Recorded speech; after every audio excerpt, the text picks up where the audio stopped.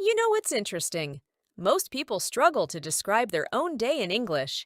They lived it, they were there, but when someone asks, nothing comes out. Just, I wake up, I go, Welcome to Speak English with Ease and Style. I'm Emma. And I'm Liam. Today we're not here to sell you dreams. We're here to talk about something real. Your normal, messy, sometimes terrible day. The one you actually live, not the one you post on Instagram. Because here's the truth. When someone asks, what did you do today? And they will, it's a normal human question. You freeze. Not because you don't know English, because you never practiced the boring, ugly, honest parts. Exactly. You practiced, I'd like to order a coffee 1,000 times. But you never practiced, I burned my toast, and then I missed the bus, and then I wanted to cry. That's real life. That's real English. So today we're going to fix that. No perfect grammar, no beautiful sentences, just real, honest, daily disasters. The stuff that actually happens to all of us. And the best part? You don't need to be interesting. Your failures are interesting enough. Every learner has the same struggles, the same fears, the same stupid mornings. So if you're tired of freezing in conversations, stay with us. We'll give you simple sentences you can steal. And at the end, a repeat after me with useful words. No tests, just moving your mouth. Let's start with the morning, the part where most of us already fail before 8 a.m. Emma, be honest. What's your morning like when you're not pretending to be a morning person? Honest? My alarm rings at 7 a.m. And every single day, I have a small negotiation with myself. The alarm says, get up. My body says, no, please, 5 more minutes. I hit snooze. Then again, then again. How many times are we talking? Sometimes 3, sometimes 5. Last month, I snoozed for 40 minutes. I woke up in panic, checked the time, and made a noise that wasn't human. Then I ran to the bathroom like a crazy person. I brushed my teeth so fast, I hurt my gums. I know that panic. My alarm is at 6:30. I snooze maybe twice. Then I jump out of bed like the house is on fire. Why? Because I'm afraid of being late. That fear is real. It's not motivation. It's just fear. Fear of being late. Fear of looking stupid at work. Fear of forgetting something important. Mornings are full of fear. But here's what I actually do. I sit up, stretch like a tired cat, and say, okay, let's go. Not happy, just moving. I do the same. Then I brush my teeth and wash my face. Cold water helps. It's like slapping your brain awake. Have you ever tried to brush your teeth with your eyes still half closed? I have. Toothpaste on my shirt. Every time. Oh, yes. And then a shower. The warm water feels good. But sometimes I stay too long, and now I'm even later. I've had mornings where I spent 20 minutes just standing there, thinking about nothing. Then I rush and forget to wash my hair properly. Then I arrive at work looking like a wet dog. The shower is a trap. It's a reset button, but also a time thief. One time I was so tired that I put shampoo on my toothbrush. I didn't notice until I started brushing. That was a new level of failure. I tasted mint and soap at the same time. Not recommended. That's impressive. I've never done that. But I have put my phone in the fridge. And my coffee in the cupboard. And once I tried to unlock my apartment door with my work ID card. Mornings are chaos. Your brain isn't fully awake. You're running on autopilot. And autopilot is stupid. Breakfast. Let's talk about breakfast. I keep it simple because I'm not a chef. Toast with butter, coffee. If I'm feeling fancy, maybe an egg. But last week I tried to fry an egg while checking my phone and burned it. The smoke alarm went off. My neighbor knocked on the door.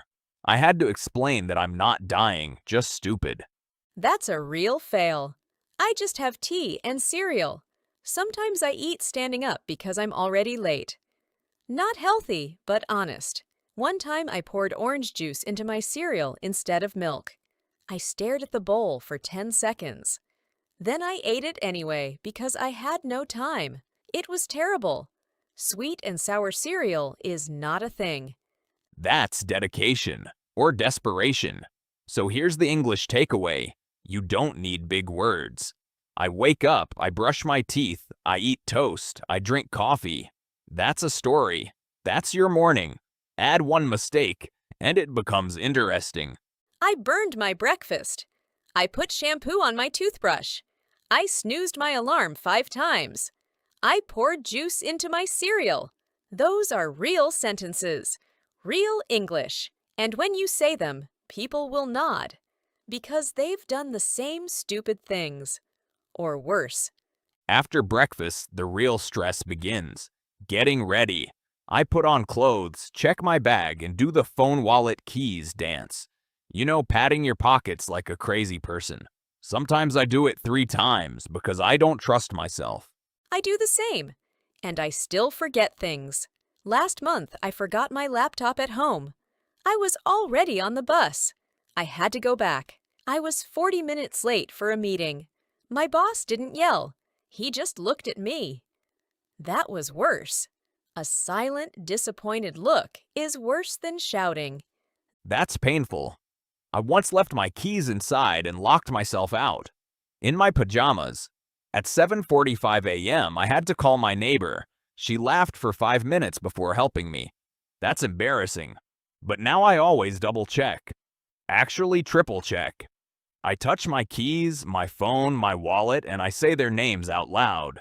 Keys, phone, wallet. My neighbor probably thinks I'm crazy. That's a good fear to have. Fear makes you careful. I also check my water bottle, my charger, and my sanity. Then I step outside, and the commute begins. The part of the day that makes you question all your life choices. I drive. People think driving is cool. No. Traffic jams, honking, and finding parking is a nightmare. One time I circled the office parking lot for 15 minutes. I almost cried. Then I parked 3 blocks away and walked in the rain. My shoes were wet all day. I could feel the water squishing with every step. I take the bus. Sometimes it's so crowded that I'm standing like a sardine, holding a rail, swaying left and right, half asleep. One time, a guy's backpack was in my face for 20 minutes. I wanted to scream, but I didn't. I just suffered silently. That's the bus experience. That's the bus experience. Also, sometimes the bus is late. You stand there watching the time on your phone. Your heart starts beating faster. You know you'll be late. You text your boss, sorry, traffic, but it's not traffic. It's the bus that never came. You're lying to your boss and you feel guilty, but also you're angry at the bus company. So you can say, I drive my car, or I take the bus. Then add, the traffic is terrible, or the bus is crowded. That's real English. Not my commute is a serene journey through nature. Nobody talks like that. And sometimes the train is canceled, or there's an accident, or you get on the wrong bus. I've done that. I was looking at my phone, got on a bus, and after 10 minutes, I realized I was going in the opposite direction. I had to get off, cross the street, and wait for another bus. I was so angry at myself. That's a classic fail.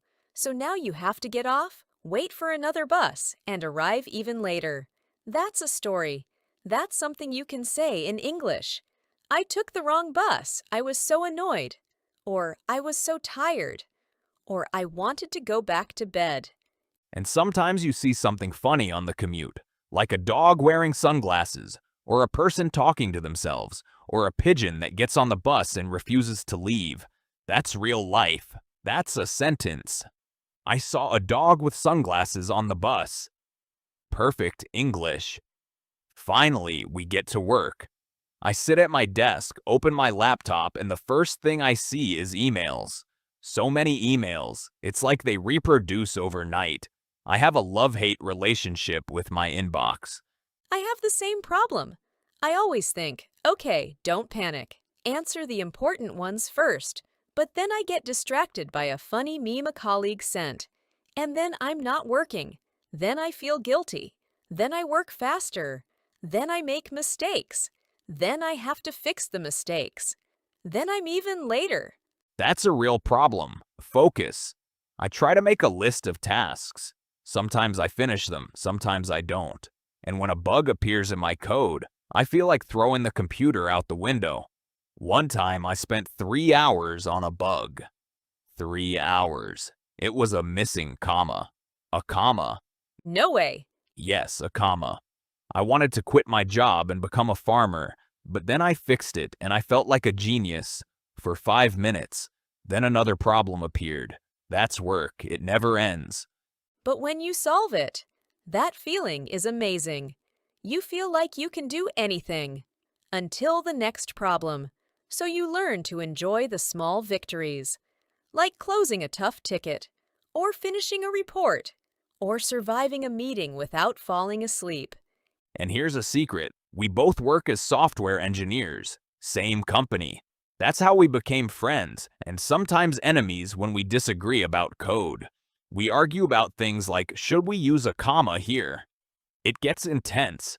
We've had arguments that lasted an hour over a comma.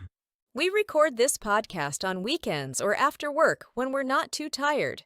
Sometimes we are tired, and we argue about the script. That's real. Passion projects aren't always pretty. Sometimes you want to kill your co-host, but we don't.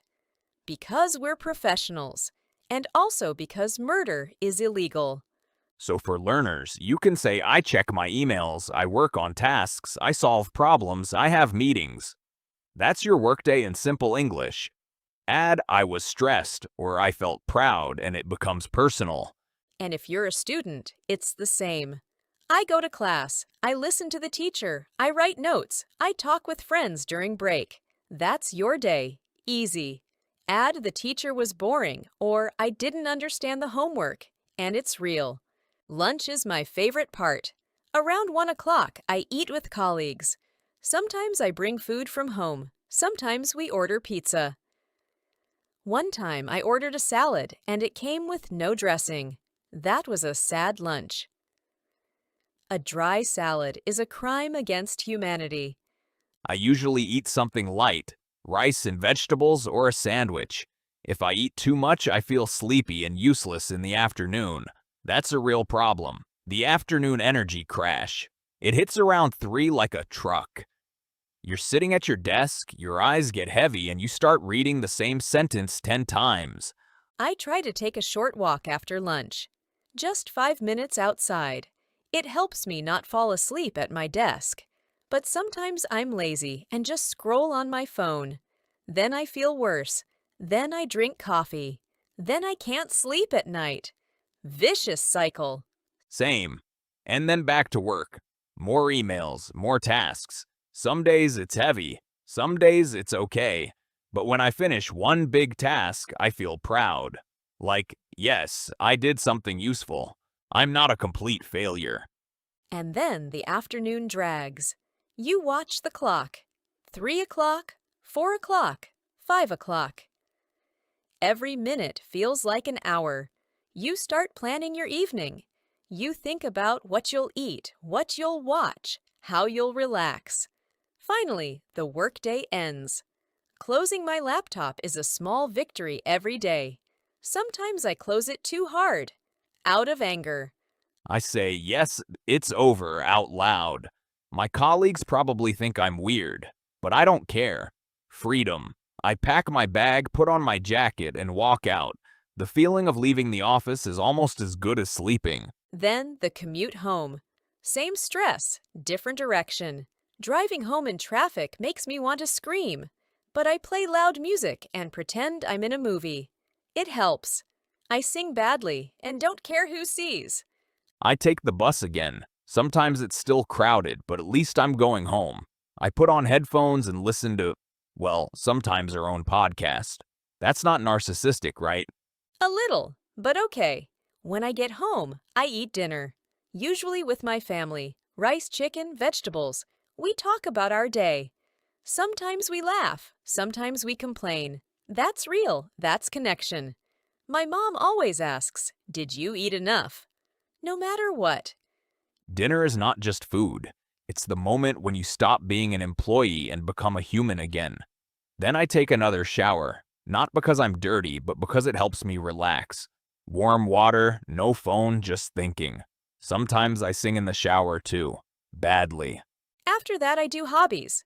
Read a book, watch a show, or sometimes study a little English myself. Yes, even we study. Nobody is perfect. Last week I learned a new word and used it wrong in a sentence. Felt stupid.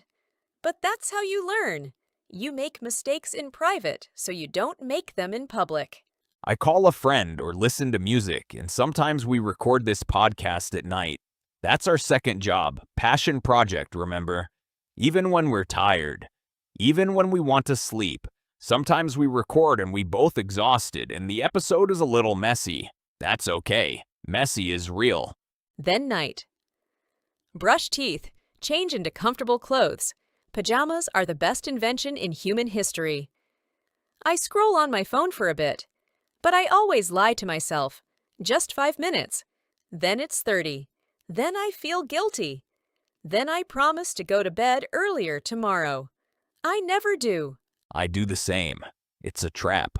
So now I try to read a few pages of a book instead, or listen to soft music. It helps me not hate myself in the morning. I also try to put my phone on the other side of the room, so I have to get up to turn off the alarm. That helps a little. And then I close my eyes. Usually around 11 o'clock. I think about what I did today and what I could do better tomorrow. Sometimes I feel proud, sometimes guilty. That's life. That's being human. And then I sleep. And tomorrow, the same thing starts again. So listeners, I eat dinner, I spend time with family, I take a shower, I read a book, I go to bed. That's your night. Simple, real, yours. Add one feeling and it's a story. I was tired. I was happy. I was angry at my phone. Okay, we used some words that might be new. Let's do a quick repeat after me. Not a test, just practice. Say them out loud, even if you're alone. Especially if you're alone. Word 1, embarrassing. Repeat, embarrassing. It means something that makes you feel stupid. Example, locking myself out in pajamas was embarrassing. Your turn. Word 2, nightmare. Repeat, nightmare. A bad dream or a terrible situation. Example, finding parking in this city is a nightmare. Word 3, commute. Repeat, commute. The trip from home to work. Example, my commute takes 40 minutes by bus. Word 4, crowded. Repeat, crowded. Too many people. Example, the bus was so crowded I couldn't breathe. Word 5, exhausting. Repeat, exhausting. Something that makes you very tired. Example, working 8 hours and then recording a podcast is exhausting. Word 6, convenient. Repeat, convenient. Easy and helpful.